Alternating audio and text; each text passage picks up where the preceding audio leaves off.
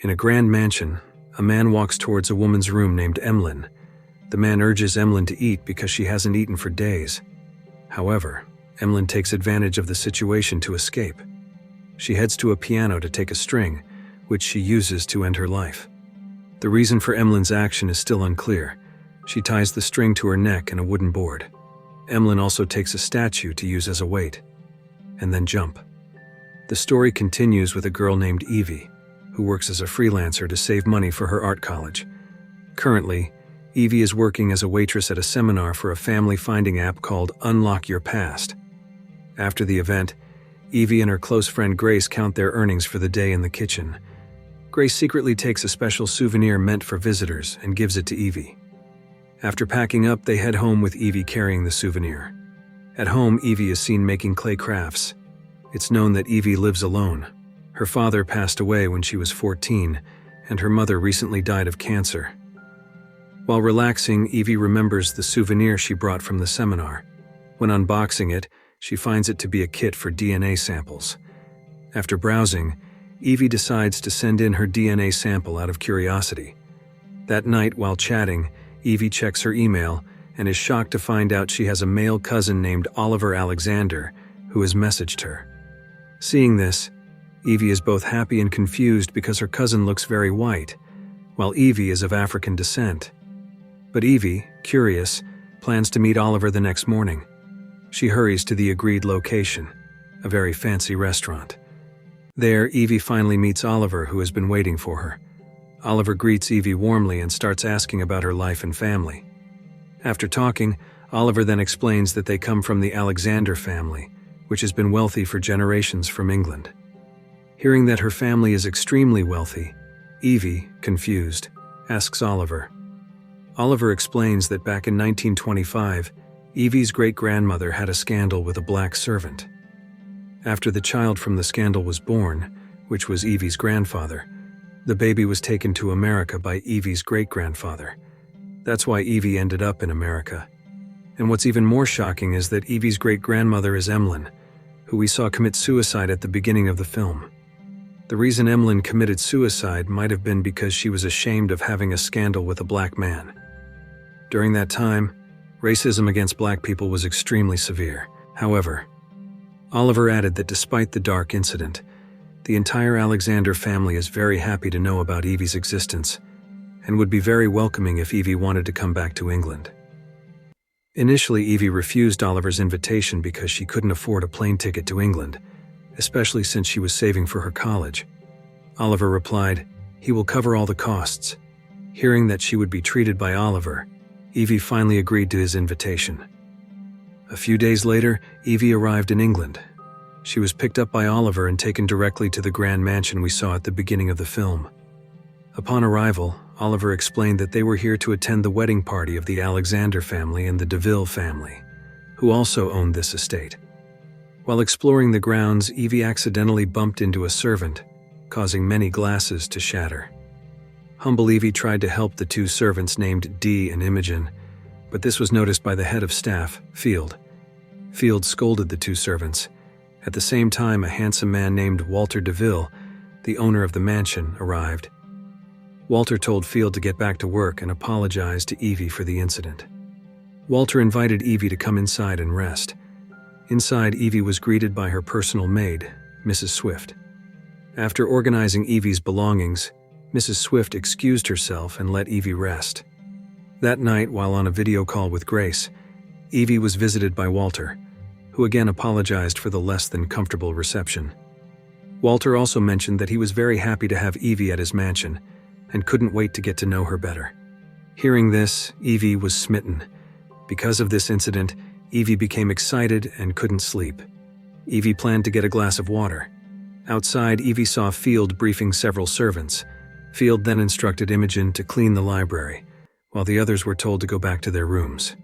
Evie, who was watching, was startled by Mrs. Swift's presence, who immediately told Evie to return to her room because it was very unsafe to be outside at midnight.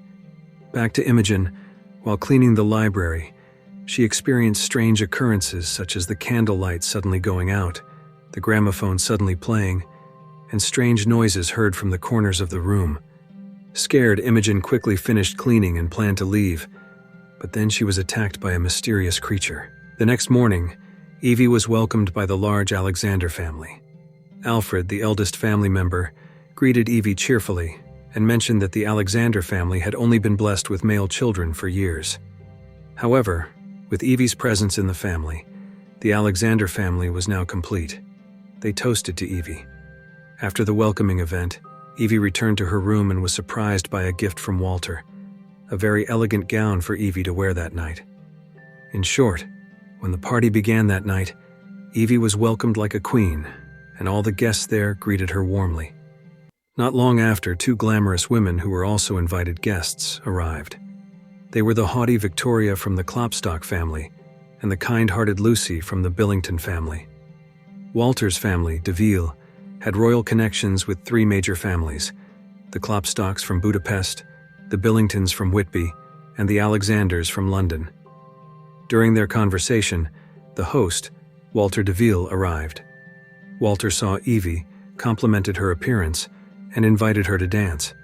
They partied all night until it was midnight, and the party ended.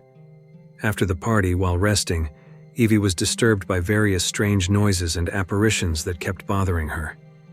When things calmed down, Walter, seeing Evie still frightened, offered to stay with her.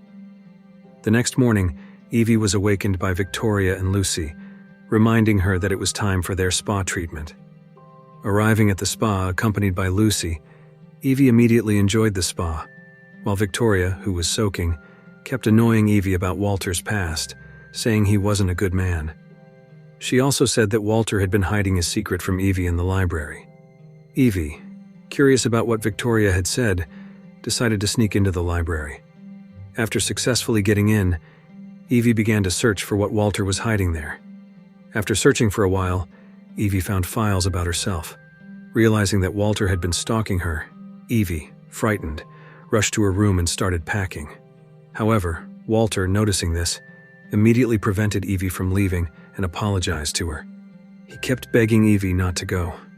Evie, who had liked Walter from the beginning, finally gave in, and they kissed. Afterwards, Evie and Walter went to the dinner party held there. Wearing her red gown, Evie was introduced to the entire extended family. Evie, who had never seen a bride there, asked Walter, but instead of answering, Walter just smiled and announced his engagement to Evie, and slaughtered one of the servants there. Evie, confused and shocked, was then comforted by Walter. Walter explained and revealed his identity as a vampire. For thousands of years, the Deville family had a pact with three families in Europe: the Alexanders, the Klopstocks, and the Billingtons. According to the pact, each family had to provide at least one virgin girl to be the Deville family's bride. In return, the three families would gain long life, security, and prosperity from generation to generation, while the Deville would gain eternal life with descendants from these three families. However, unfortunately, in 1925, the only woman in the Alexander lineage, Emlyn, decided to end her life because she didn't want to marry Deville. In fact, with Emlyn's death, Deville's lineage would have ended as all the Alexanders were male. But unfortunately, Emlyn had already been impregnated by the black servant, leading to Evie's birth. Evie hurried to leave, but Walter wouldn't let that happen. Walter then imprisoned Evie in his basement. Here, Evie was repeatedly warned by Victoria not to do anything foolish like Emlyn did. Victoria explained that during the wedding ceremony, Evie would drink Walter's blood, turning her into a vampire like them, and Walter would drink Evie's blood, making him eternal and immortal. The kind-hearted Lucy also tried to convince Evie that being a vampire wasn't too bad. After all, Lucy had been Walter's wife for 100 years, while Victoria had been for 500 years. However, because Evie kept refusing, Victoria minimized the risk of a repeat of Emlyn's incident by locking Evie in a coffin until the wedding day arrived. After some time in the coffin, fortunately, Evie was helped out by Mrs. Swift, who was a close friend of Emlyn and had once been helped by Emlyn. Therefore, Mrs. Swift was willing to do anything to ensure Emlyn's sacrifice wasn't in vain. Evie then hurried to escape from the mansion, while Mrs. Swift, unfortunately, was caught and killed. Unbeknownst to her, Evie had run quite far until late at night. She reached a village and immediately sought help from the villagers. Inside, Evie was offered a cup of tea while the homeowner tried to call for help. However, when Evie was looking at the photos on the wall, she found a photo that showed the homeowner, and possibly all the villagers, were servants of the DeVille family. Evie then tried to fight back to escape, but failed, and eventually fainted. When she woke up, Evie was at her wedding altar, attended by the entire royal family, including the elderly couple who had captured her. Realizing there was nothing she could do, Evie reluctantly went along with the wedding ritual. Walter then cut his vein and gave his blood for Evie to drink. After drinking enough of Walter's blood, Evie instantly turned into a vampire. Evie then walked towards the feast, ready to drink blood. But what happened next shocked everyone. Evie then knocked over the surrounding candles, setting the place on fire.